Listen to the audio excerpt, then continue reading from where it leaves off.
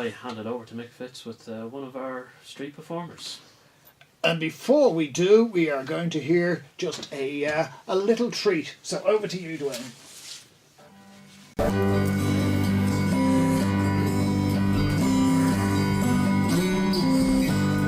Looking back on the memory of the dance we shared beneath the stars above. For a moment all the world was right. How could I have known that you'd never say goodbye? And that I didn't know when it all would end, the way it all would go. Our life better left a chance. I could have missed the pain, but I'd have had to miss her down. And that fabulous voice is our next guest in the studio, Peter D. Walls. Peter, welcome. Thank you, Mick. Yes, Peter, the Garth Brooks thing, it's kicking in 400,000. Do you envy Garth? You know. Oh no, he works way too hard. Yeah. Yeah. Well, I do in terms of. I mean, he's a beautiful voice, and I'd love to be that. To have the choices he has, but I think it's a tough life. Yeah. But the reason why I asked that, Peter, is that people assume that a street entertainer like yourself, you just rock up there, you know, sing your songs, collect the dosh, and go off there and sup pints. It's a bit more than that, isn't it? Well, it is for me, and there's a whole mix on the street. You get artists of every level, the people who just fall out of bed and do it, and you get people who take it quite seriously. And I would like to think that I would be at least up there amongst those that are beginning to take it quite seriously. I dress properly, I put on a bow tie, I put a lot of time into learning my repertoire, I put a lot of time into...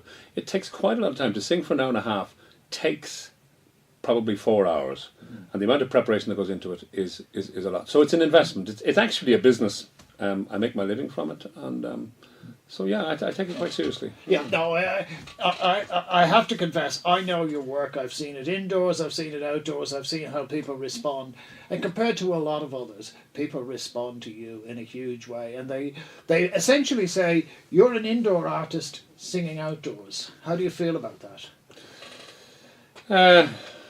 I don't understand it, I suppose. Yeah. Well, in other words, you're a better quality than you would normally get on the street. Yeah, you're a bit more than a guy with a guitar. Yeah, it's interesting. On the street, you have to do, in order to be heard, because the level of noise in a city is massive just with traffic. You have to raise the volume of everything, and one of the reasons I use a microphone is because you tend to shout if you don't, and you end up in a hoarse voice very, very quickly.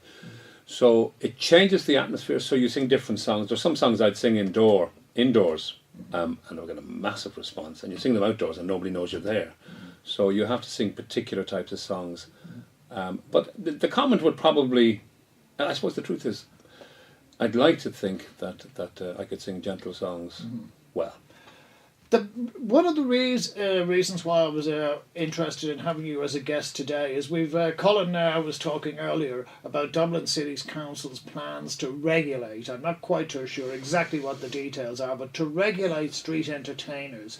How do you feel about that? You were one of the few who were welcoming it initially. How do you feel now? Yeah, no, I still welcome it. I think it's difficult here, but sometimes I think it hasn't been handled properly. I mean, I found it difficult to even communicate with Dublin City Council. I found some correspondence wasn't replied to. But in general, and I'm not at all knocking the council. I think they support art, and this is about art. In general, where it's regulated around the world, I just heard a few buskers there a moment ago on this show talking about it being regulated in Santa Monica, and they said it worked really, really well. And they cooperate with the Gardaí here, and they have a decibel counter, etc., etc. So I think it should be regulated. So, you have common respect and common cooperation, and regulation is good. It's a good thing. It will lift the level of artists, I think, on the street. People will take it more seriously, and that's what we want, because that will what we have in Ireland as buskers is magnificent. we're a nation of artists and a nation of singers, and we need to elevate this. And one thing I would love is in these regulations that if the council could allow us, license us to ply our trades, in other words, sell our CDs openly, it would attract a higher quality. I'm not saying that some of the buskers are magnificent just as they stand, but I'd like to see more. I'd like to see us invest in it as a tourist option and really take it seriously. And that means working closely with the buskers, even closer than the Dublin City Council has already, to ensure that it's working for everybody. So would you like to see a free-for-all that everybody who could turn up with a harmonica and a microphone should be allowed to be a busker, even if they could be rubbish? Well, it's an interesting... Or is that part and parcel of the charm? You see, it is part and parcel of the charm, and you've got to be very careful when you regulate something not to kill that charm, because that is art, and the spontaneity of it is fantastic. So maybe we could regulate it in certain areas and see how it goes, and leave it free in other areas or certain times. Because if you say you absolutely have to have a license to busk, no matter where you busk, you're going to kill the charm. Yeah. You're going to attract a different type of artist, but they all have their place. Mm-hmm. I wonder, would they be applying that to carol singers? Well, or the mime artists. You know, it's, I mean, there is a real danger here that they could say, well, we're only going to have so many guys with solo artists with guitars. We're only going to have so many people with fiddles. We're only going to have. Isn't there a danger that we get into over-regulation? There is a danger, but I must say, listening to Pádraig a moment ago, I don't think Dublin City Council is going to do that. But yeah, there's a danger. It's always a balance. You're always working a balance, and we don't want over-regulation, but we don't want. I don't want a free-for-all either. Yeah. Do you think, you mentioned it certainly is very advantageous in relation to tourism. It gives a flavour, it gives a sound to a city. Do you think it should be confined to perhaps tourist areas? Or do you think you should be allowed to busk, say, down outside Connolly Station, or down at Houston Station, or anywhere you like? Yeah, I'm not sure that would be the reason, but I think there should be areas where you can busk any time of the day if you like. I think there has to be limitations on the sound anyway, regulations, and I think the regulations should be more focused on the effect you're having on the local people around you. And if we all work together, then we'll all benefit, because the tourists will be more entertained. Yeah. So how do you feel? I mean, most of what I've seen, the complaints are regularly not from passers-by, they're not from tourists or citizens. They're usually from people who work in offices. Is that your experience? It is my experience, and I've had interesting. I always check with the shops around me to see how they're doing, and I try to make friends with them.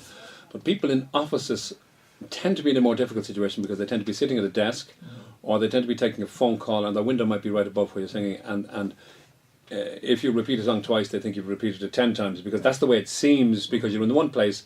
So that is a problem, and I suppose I have a question mark over whether you should have an office in a city which is a retail area. I'm not saying that's the solution, but yes is the answer. Definitely, with people in offices, it's more difficult.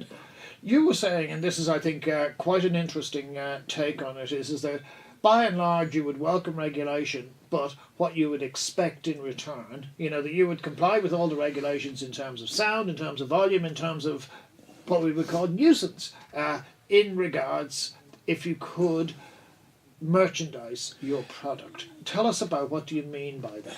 Well, what I would like to do is if Dublin City Council can work with us, or whatever body needs to work with us, so that we can merchandise our product, it means it becomes more of a business, which effectively what it is. I make my living from singing.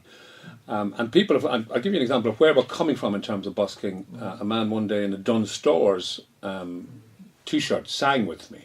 And he told me afterwards that he nearly lost his job, because his boss said to him, he said, "You needn't bother begging or busking in a Dunnes Stores t-shirt." And he was very good, actually. Yeah.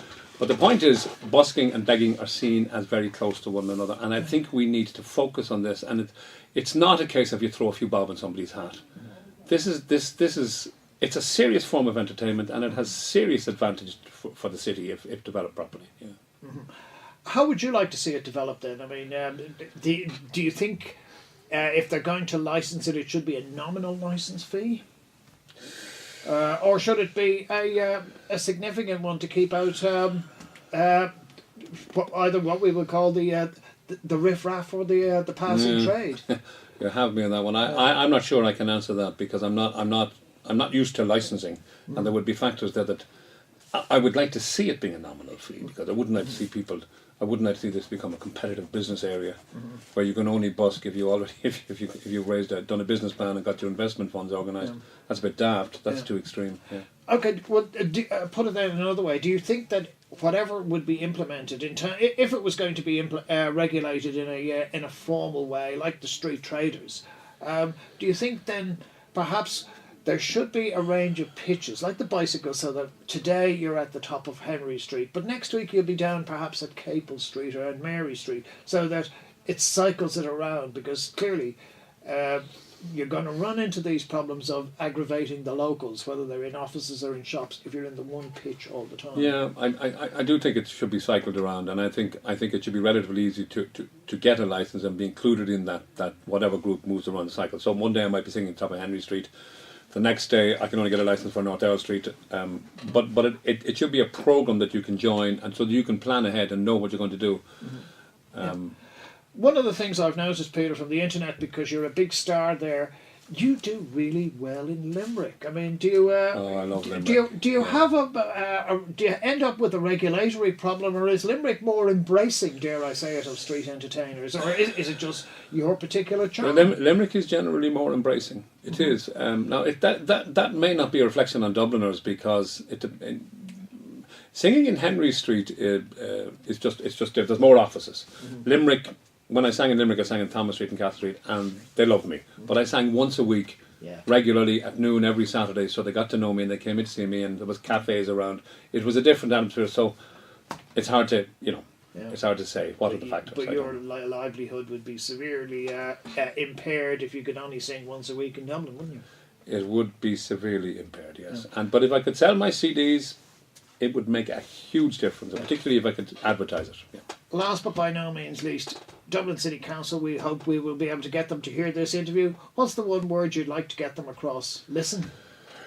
Or engage? Listen and work with us.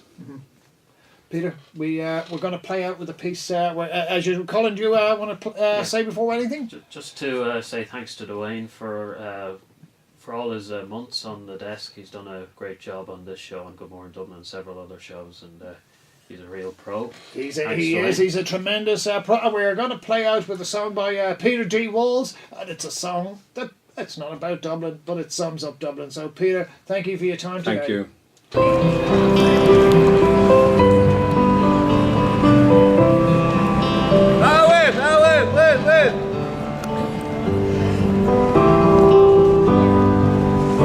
In my memories,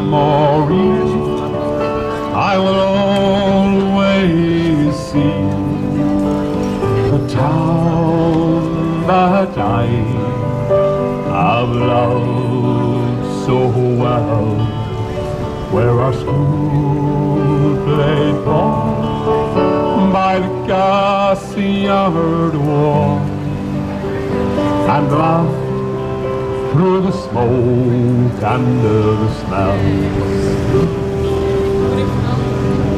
Going home in the rain, running up the dark lane, past the jail and down behind the fountain. Those were happy days in so many, many ways, in the town that I loved so well.